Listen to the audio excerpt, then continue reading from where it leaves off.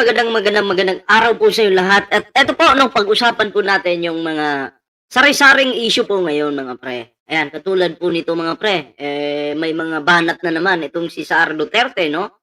May mga banat po dito sa mga mambabatas po natin, di ba? Grabe. Ayon po dito, mga pre, no?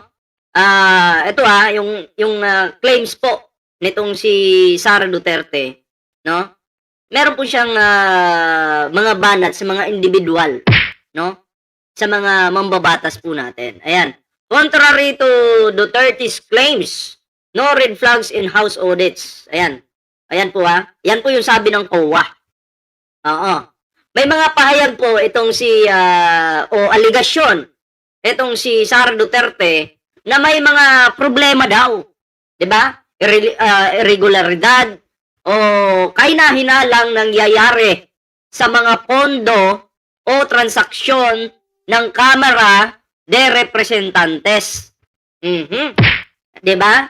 Ngunit ayon sa Commission on Audit o tinatawag na COA, wala silang nakitang mga red flag o palatandaan ng irregularidad sa kanilang audit. Kaya taliwas ito sa mga sinasabi o ipinapahiwatig po nitong si Sara Duterte. Diba?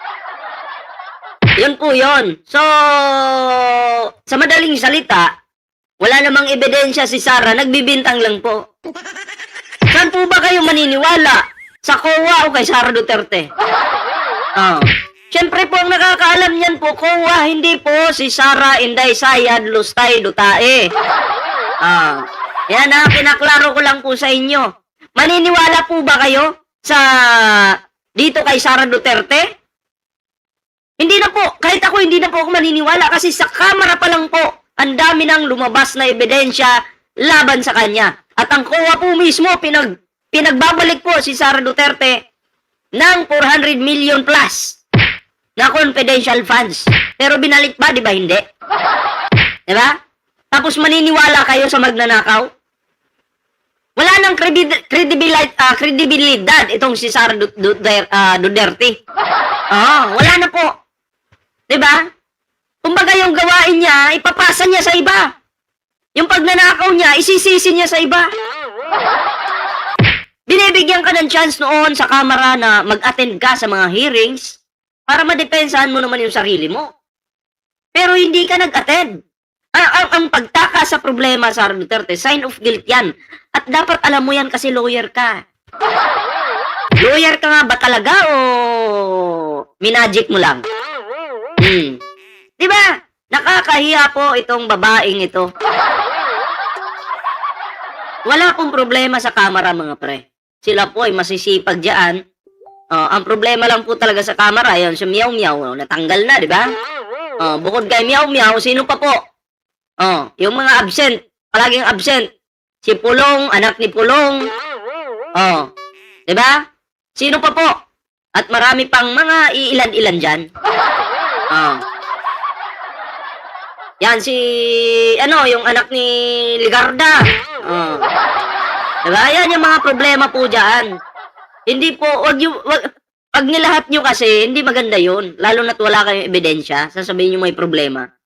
Tanga talagang si Sara Duterte, no?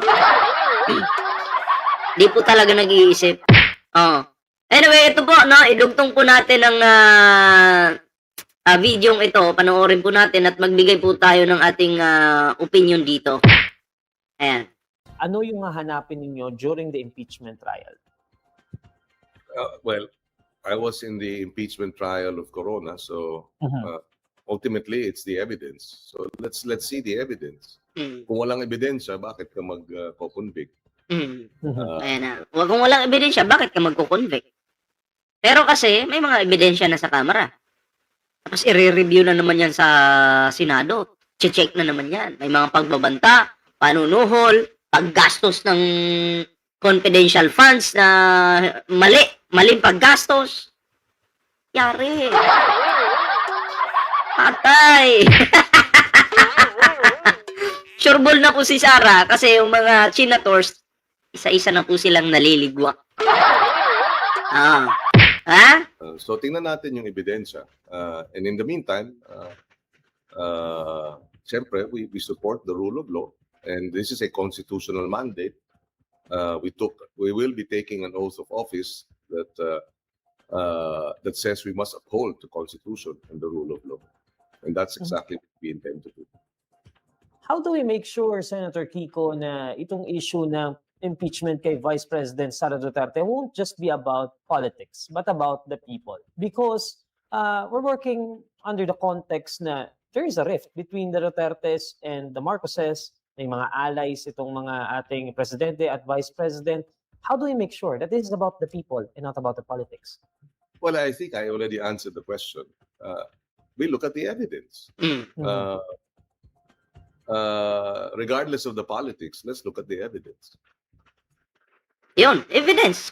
Kasi kung sinasabi nila na, ginagamit nyo lang yan sa pamumulitika. Yung ebidensya po yung magsasabi dyan. Nandyan po yung ebidensya. Kung wala naman pong matibay na ebidensya tapos i-convict si Sara Duterte, yun yung pamumulitika. Yun yung mali. Pero kung may ebidensya po, tapos malinaw yung ebidensya, ay nararapat lang po na ma-convict po itong si Sara Duterte. Diba? Dapat lang. Diba? Kasi ebidensya po ang magsasalita. Ebidensya yung dapat masunod. Hindi naman po pwedeng i-magic yan. Diba? Kung nandyan na yung ebidensya, nakikita mo na legit, walang fake, ay alam na. Diba? Kaya si Sara Duterte po dito, tagilid po talaga sa pagkakataong ito. Kasi yung mga senators, isa-isa na po silang naliligwa. So, ayan mga pre, no? Isunod po natin itong isang topic natin. Dahil nga sa nangyayari mga pre, no?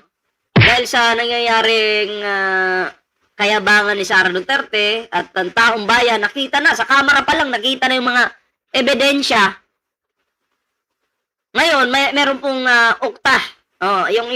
Kumbaga, ito yung survey po, 74% of adult pa lang po ito, 74% of adult Filipinos agree to impeachment trial versus Sara Duterte.